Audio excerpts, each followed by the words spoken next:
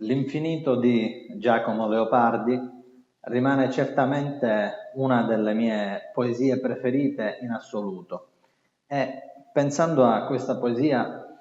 mi chiedevo, ma quale può essere il corrispettivo pittorico di questa altissima, suprema riflessione leopardiana sull'infinito, sul senso del limite, diciamo sul sublime? Beh, volendo trovare appunto un corrispettivo pittorico a tutta questa grandezza, il primo nome che mi viene in mente è quello di Caspar David Friedrich ed è proprio di questo grandissimo pittore che voglio parlarvi oggi. Friedrich ha operato sostanzialmente tra la fine del Settecento e la prima metà dell'Ottocento e appunto diciamo, egli rappresenta il pittore romantico per eccellenza, poiché il suo, diciamo, la sua tematica principale, soprattutto quella che salta subito all'occhio, ecco, a prima vista, è quello del sentimento della natura. Ma la lezione artistica di Friedrich è fondamentale anche per, ad esempio, per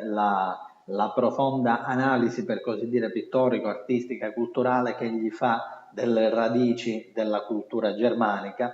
ma appunto ancora una volta, ritornando a ciò che ho detto all'inizio, l'arte di Friedrich è soprattutto l'arte del sublime, l'arte, potremmo dire, dell'eroismo. Quindi il sentimento della natura in Friedrich è più che altro una sorta di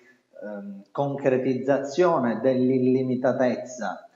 concretizzazione di una potenza senza limiti che l'uomo in qualche modo deve fronteggiare o comunque al cui cospetto l'uomo viene a trovarsi. E da questo contrasto tra la limitatezza e per così dire piccolezza dell'uomo a confronto appunto con l'immensità della natura, è da questo contrasto che scaturisce il senso profondo del concetto del sublime. Quindi pensiamo a capolavori, a parte il famosissimo Viandante sul mare di nebbia, ma anche Le bianche scogliere di Rügen, ad esempio, Il bosco sacro, insomma una serie molto lunga di opere davvero straordinarie, sia per quanto riguarda la fattezza, sia appunto soprattutto per quello che riguarda l'espansione del sentimento, in qualche modo potremmo dire, che queste opere vanno a concretizzare. Non è un caso che io abbia iniziato, diciamo abbia aperto questo video citando un poeta italiano, ma Friedrich era amatissimo e veniva in qualche modo considerato dai poeti tedeschi, in particolare da Schiller, davvero il corrispettivo pittorico per eccellenza di quella che era la cultura romantica, per così dire, letteraria. Dunque, qual è fondamentalmente l'altissima lezione che ci lascia Friedrich? Appunto, la lezione di Friedrich è quella secondo la quale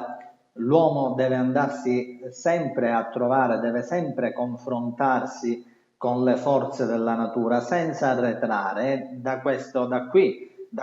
non arretramento che scaturisce l'eroismo che la pittura di Friedrich ci racconta. L'eroismo come contrasto tra una consapevole limitatezza dell'essere umano che appunto nonostante questa consapevolezza va comunque a confrontarsi anche in modo assolutamente positivo, va a confrontarsi con l'irriducibile sentimento della natura, con la sua irriducibile espansione. Questo contrasto tra limitato e illimitato è poi, secondo me, il seme, l'elemento profondo della poetica romantica e in qualche modo è presente anche in certa produzione dell'arte contemporanea sino ad oggi. Penso ad esempio ad Anselm Kiefer, che è ancora appunto un certo filone, ecco, di produzione dell'arte contemporanea che ancora vuole tenere vivo il senso ad esempio dell'eroismo, del sublime, del contrasto tra limitato e illimitato che ha appunto caratterizzato il romanticismo. Dunque per oggi il video si conclude qui, mi raccomando seguitemi, iscrivetevi al mio canale YouTube, se vi va seguitemi anche sulla pagina Facebook Giuseppe Alletto Italian Artist, ma soprattutto ricordate che chi ama l'arte ama una parte di se stesso.